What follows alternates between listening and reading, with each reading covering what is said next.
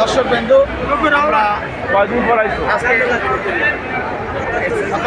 মাদ্রাসা রক্তচোটের আহ্বানে আমরা সারা বাংলাদেশ থেকে আমরা শিক্ষকেরা এখানে এসেছি। আমরা সকল ধৈর্য সহকারে আমাদের অবস্থান কর্মসূচিকে আমরা পালন করব। আপনারা জানেন স্বতন্ত্র ইবতেদায়ী মাদ্রাসা দীর্ঘদিন ধরে এই বাংলাদেশে আজকে ৪২ বছর ধরে অবহেলিত শিক্ষকেরা আমরা এই যে আন্দোলন করতেছি, আমরা যেন শান্তিপূর্ণভাবে, যাতে জনগণের কোনো কষ্ট না হয় সেইভাবে আমরা আন্দোলন করব।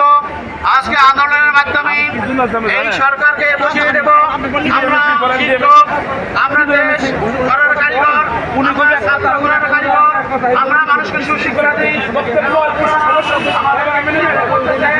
আমাদের ২৮শে জানুয়ারি যে ঘোষণা দিয়েছিলেন, যেইভাবে আপনাদের জাতীয়করণ করার ঘোষণা দিয়েছিলেন, সেই বাস্তবায়নের লক্ষ্যে আমরা আজকে আন্দোলন করবো ইনশাআল্লাহ।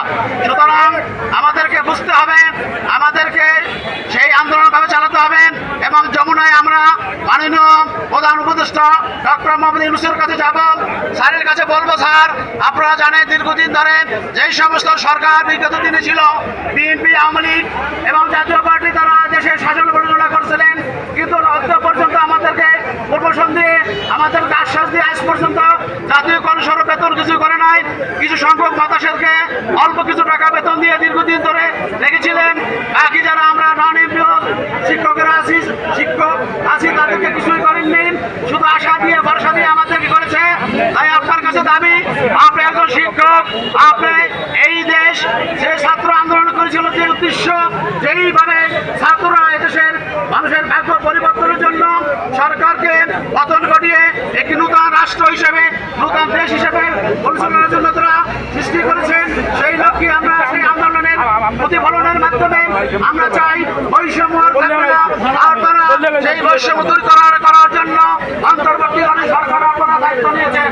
আজ আমাদের জনগণের দুঃখ দুর্দশা, শিক্ষকের দুঃখ দুর্দশা আপনাদেরকে দেখতে হবে। সুতরাং আপনাদেরকে বলি, আপনারা আমাদেরকে আর কষ্ট দিয়েন না। আমরা দীর্ঘ ২১ দিন ধরে এই আন্দোলন সংগ্রাম করতে যাচ্ছি, আমাদের অনেক কষ্ট হচ্ছে, আমাদের ছেলে মেয়েরা আছে, আমাদের স্ত্রী পরিবার আছে, আমাদের পিতামাতারা আছেন, তারা কিন্তু এই কষ্টর শিকার হচ্ছেন। তাদের কাছ থেকে সকলে আমরা এই ঢাকায় প্রেস ক্লাবের সামনে অবস্থান করেছি। সুতরাং আমরা আপনাদের কাছে দাবি, আমাদের ন্যায্য দাবি আমাদের মানতেই হবে ইনশাআল্লাহ। আপনারা আমাদের দাবি মানবেন এবং অবশ্যই আপনারা আমাদের দাবি মানেন, আমাদের দাবিকে আপনি মানবেন। মাননীয় শিক্ষা প্রতিষ্ঠান মহোদয়, আপনার কাছে বলছি, আপনি একজন ভালো মানুষ, আপনি আমাদের আর কষ্ট দিন না। বিশেষ করে মন্ত্রণালয়দেরকে আমরা বলবো, যারা মন্ত্রণালয়ের দায়িত্বে আছেন, আপনাদের কাছে আমাদের স্মারকলিপি সহ বিভিন্ন রকমের কাগজপত্র দেওয়া হয়েছে, সেই লক্ষ্যে আপনাদের আমাদের কাজ করুন। আমরা যেন অতি তাড়াতাড়ি আজকের ইনশাআল্লাহ জাতীয়করণের ঘোষণা নিতে পারি, সেই আশা রাখি। এবং অবশ্যই যেন আমরা এই দেশের সাধারণ মানুষের, শিশুদের, কোমলমতি শিশুদেরকে ইসলামী শিক্ষা, বিশেষ করে প্রথম শ্রেণী থেকে পঞ্চম শ্রেণী ছাত্রদেরকে যদি আমরা শিক্ষা দিতে পারি, তাহলে এই দেশের ইবতেদায়ী মাদ্রাসার শিক্ষার মাধ্যমে, কোমলমতি শিশুদের মাধ্যমে, তারা শিশু থেকে পঞ্চম শ্রেণী পর্যন্ত যারা আছেন, তারা লেখাপড়া শিখে এদেশের হক্কানি আলেম হবেন। বিশেষ করে দাখিল আলেম এবং কামেল মাদ্রাসার ছাত্রের অভাব থাকবে না। সেই লক্ষ্যে আপনাদেরকে অবশ্যই আমাদের এই স্বতন্ত্র ইবতেদায়ী মাদ্রাসা জাতীয়করণের ঘোষণা দিতে হবে। এই বাস্তবায়ন আপনার কাছে চাই। মাননীয় শিক্ষা উপদেষ্টা, আপনাকে দৃষ্টি আকর্ষণ করছি, আপনি আমাদেরকে আর কষ্ট দিন না। আপনি আমাদের দাবি দেওয়া সমস্ত মানে নিন।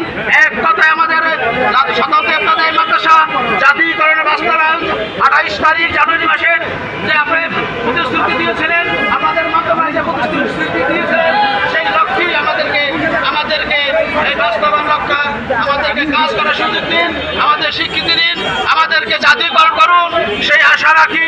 এবং উপস্থিত সকলকে ধন্যবাদ জানাই, আপনারা যারা এসেছেন আর যারা আসতেছেন, সকলে শান্তিপূর্ণভাবে আমাদের অবস্থান কর্মসূচি এবং আমরা মাননীয় প্রধান উপদেষ্টা বরাবর আসতে যাবো যমুনা ইনশাআল্লাহ।